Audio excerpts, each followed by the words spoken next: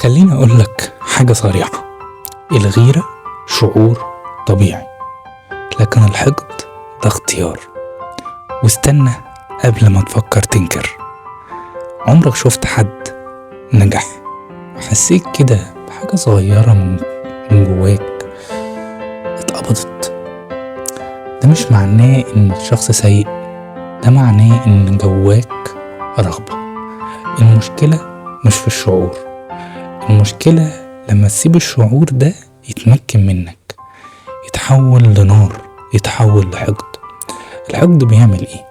بيخليك تركز في رزق غيرك وتنسى رزقك، بيسحب طاقتك وبيحطك في مقارنة مستمرة.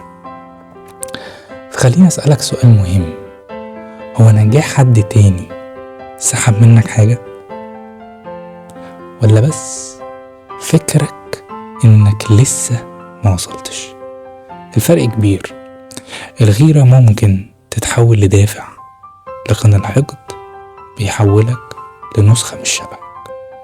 في الفيديو الجاي هقولك تمارين تحول طاقة الغيرة دي.